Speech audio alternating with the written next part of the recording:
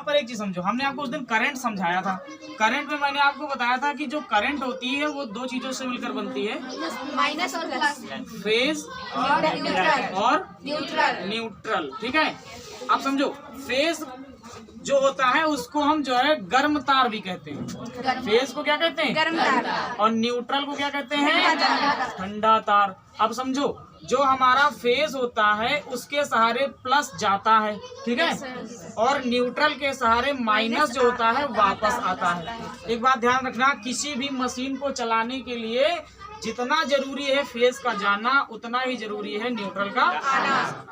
ठीक है, अगर मान लो आप इसमें से किसी भी एक तार को पकड़ें तो आपको करंट नहीं मारेगा, यानी कि आपके शरीर में सिर्फ फेज जाएगा, न्यूट्रल नहीं जाएगा। लेकिन अगर दोनों को एक साथ पकड़ोगे तो आपको करंट मारेगा, क्योंकि तब आपके शरीर में न्यूट्रल भी जा रहा है और फेज भी जा रहा है। ठीक है, अब एक चीज समझना जरा, जैसे मान लो आपने चप्पल नहीं पहन रखी और धरती पे आप खड़े हैं, तो फिर क्या होगा कि शरीर आपका जो है वो डायरेक्टली किससे टच हो गया? पृथ्वी से।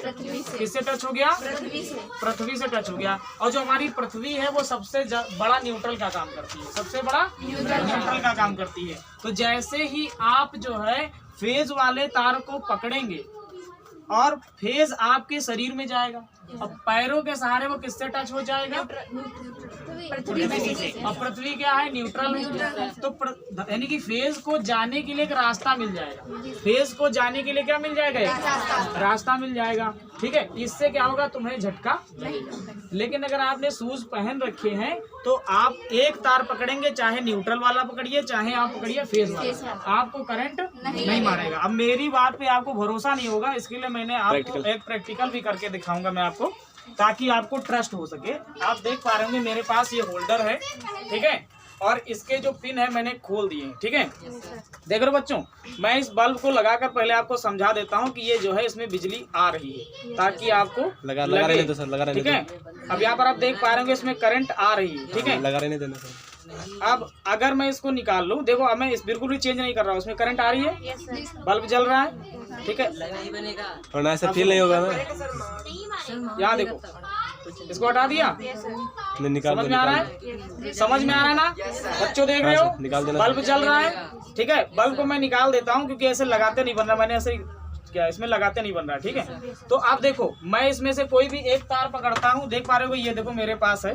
ठीक है, ये देखो मेरे को करंट मार रहा है कहीं? क्योंकि मैंने शूज पहन रखे हैं। अगर मैं शूज निकाल दूं तो फिर करंट को मेरे यानी फेज को एक रास्ता मिल जाएगा, कहाँ जाने के लिए? पृथ्वी में जाने के लिए, जिससे हमें वो करंट मारेगा। इसको मैं पकड़ूं केवल, देखो करंट मार रहा है कहीं? नहीं मार रहा है। क्यों नहीं मार रहा है? क्योंकि उसको रास्ता नहीं मिल रहा है। दोनों पकड़ के देखो। ठीक है, दोनों नहीं पकड़ेंगे तो अगर न्यूट्रल फेज में साथ में पकड़ लूं तो फिर फेज मेरे शरीर में जाएगा किस तार के सहारे? आप जल्दी लगोगे सर। नीले वाले तार के सहारे, रहिए, नीले वाले तार के सहारे फेज मेरी बॉडी में जाएगा, और सफेद वाले तार के सहारे क्या होगा? वापस चला जाएगा। तो एक पाथ मिल जाएगा, इसकी वजह से मुझे करंट लगेगा। लेकिन अगर मैं केवल फेज को पकड़ूं तो क्या रास्ता मिल रहा है उसको? ऐसा नहीं, फेज मेरे बॉडी में नहीं जा रहा, फेज मेरी बॉडी में जा रहा है, लेकिन मैंने शूज पहन रखे हैं ना, तो उसे रास्ता नहीं मिल रहा है, उसे कोई रास्ता नहीं मिल रहा है। और जब तक उसे रास्ता नहीं मिलेगा लौटने का, करंट नहीं मारेगा। मैं तो एक चालक हूँ, लेकिन मेरे अंदर करंट पास कर रहा है, इसका मतलब देखो मेरे अंदर फेज प्रवेश कर रहा है, लेकिन उसे न्यूट्रल नहीं मिल रहा है। समझ में आई बात? देखो आराम से देख सकते हो, मैं रख रहा हूँ, कोई लोकल नहीं, आराम से देख सकते हो। ठीक है, और ये जल रहा है बाकायदा, इससे आपको पता चल रहा होगा इसमें करंट आ रहा है। देखो आ रहा है करंट।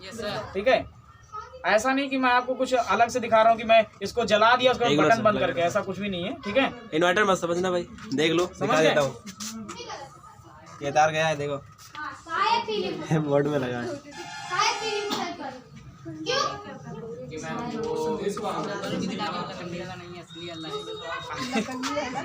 सिंपल सा तो फंडा समझ में आया तुमको आज करंट का? ठीक है, और बाकी मैंने आपको बताया ही है कि करंट को धक्का कौन देता है?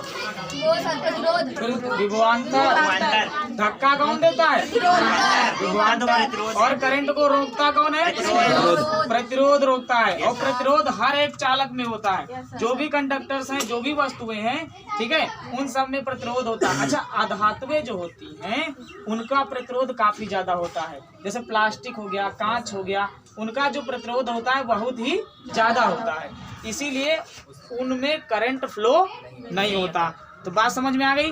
तो फिर से समझो, करंट को धक्का कौन देता है? विभवांतर। करंट को रोकता कौन है? दुनिया में हर एक चालक में क्या होता है? प्रतिरोध होता है, प्रतिरोध होता है। आई बात समझ में? धारा और विभवांतर में सबसे पहले संबंध प्रस्तुत किया ओम ने। किसने? ओम ने। इसको किस नाम से जाना जाता है? ओम के नियम से जाना जाता है। ओम का नियम क्या है? V बराबर IR। अब हम हीटर पढ़ रहे हैं, ठीक है। तो हीटर में जो है हमने बताया, बटन बंद कर दो, ठीक है, बटन ऑफ कर दो, नहीं तो किसी को करंट मार देगा। इसको ऐसे गुलेट कर उसमें लपेट दिया जाता है। यही बात समझ में? चीनी मिट्टी का जो इसका ढांचा होता है उसमें उसको गुलेट दिया जाता है। बहुत सारे बच्चों ने उसमें लगाया भी होगा। 15-20 रुपए की स्प्रिंग मिलती, ले आते हैं, अब शायद महंगी मिलती थी। तो यहाँ पर समझो, यहाँ से इसको लास्ट टाइम पे लाके ऐसे निकाल दिया जाता है, यहाँ से लाके लास्ट टाइम पे ऐसे निकाल दिया जाता है। ये किसके लिए?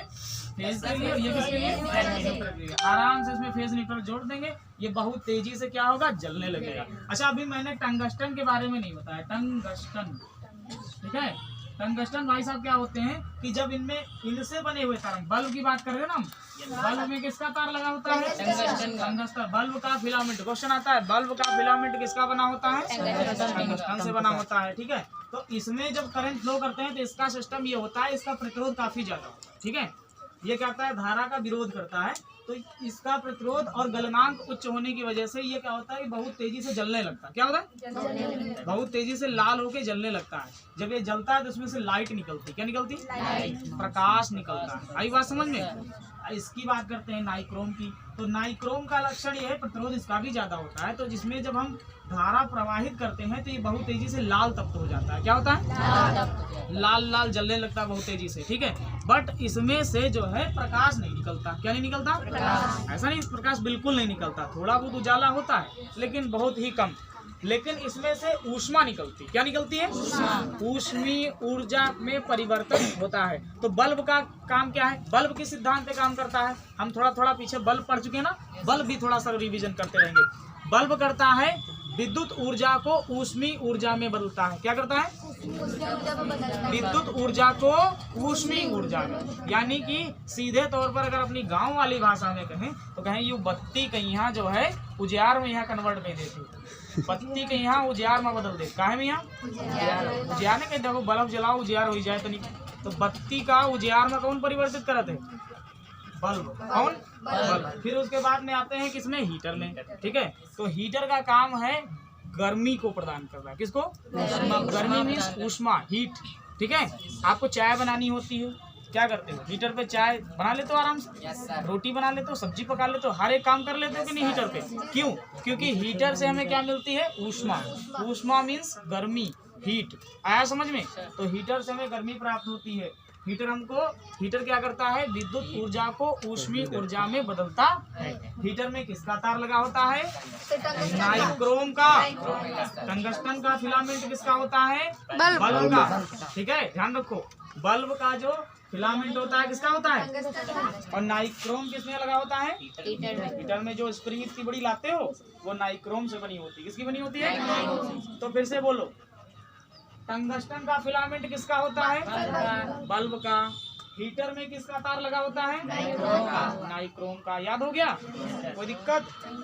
ठीक है। तो इसकी अगर हम बात करें कि इसकी जो टेम्परेचर रहता है, जब हम इसको जो है इसके तार की बात करें तो इसके तार का जो हमारा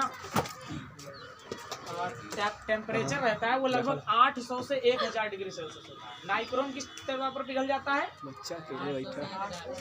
भाई ये वाला 3400 था, 3400 डिग्री सेल्सियस। टंगस्टन कितने पर पिघलता है? 3400 डिग्री सेल्सियस। टंगस्टन कितने पर पिघलता है? 3400 डिग्री सेंटीग्रेड पर पिघल जाता है।